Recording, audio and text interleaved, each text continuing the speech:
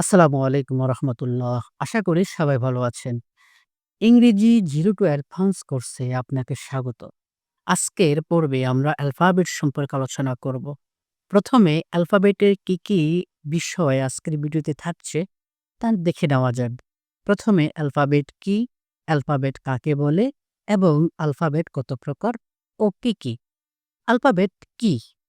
Alphabet অর্থ বর্ণমালা। Greek বর্ণমালার প্রথম বর্ণ আলফা এবং দ্বিতীয় বর্ণ বিটা থেকে ইংরেজি বর্ণমালার নাম দেওয়া হয়েছে অ্যালফাবেট। ইংরেজি ভাষায় এ থেকে জেড পর্যন্ত মোট ২৬টি লেটার বা বর্ণ আছে বা এগুলিই হচ্ছে অ্যালফাবেট। অ্যালফাবেট কাকে বলে? অ্যালফাবেট ইংরেজি ভাষায় এ থেকে জেড পর্যন্ত মোট ২৬টি লেটার বা বর্ণ আছে। এই লেটারগুলোকে একত্রে অ্যালফাবেট বলে। অ্যালফাবেট কত প্রকার? অ্যালফাবেট ২ প্রকার। কি? ভাওয়েল, স্বরবর্ণ এবং কনসোনেন্ট ব্যঞ্জনবর্ণ। তাহলে ভাওয়েল বা স্বরবর্ণ কাকে বলে? ইংরেজি বর্ণমালার যেসব বর্ণ অন্য বর্ণের সাহায্য ছাড়া নিজে উচ্চারিত হতে পারে তাদেরকে ভাওয়েল বলে। ইংরেজিতে ভাওয়েল ৫ টি। যেমন এ, ই, আই, ও এবং ইউ। এখন কনসোনেন্ট বা ব্যঞ্জনবর্ণ কাকে বলে?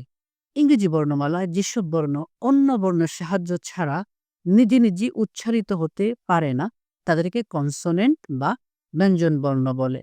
ইংরেজিতে কনসোনেন্ট বা ব্যঞ্জনবর্ণ ২১টি।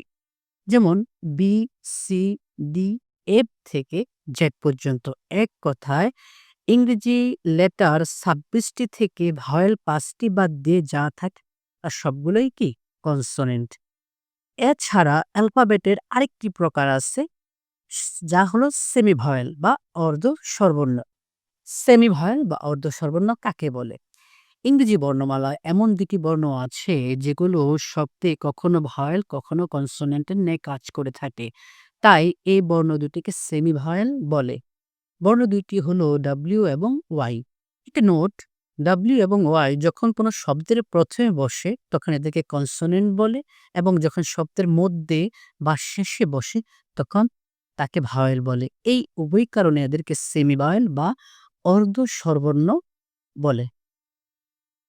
আজকের ভিডিওটি যদি ভালো লাগে তবে লাইক, কমেন্ট এবং শেয়ার করতে বলবেন না। আল্লাহ হাফেজ।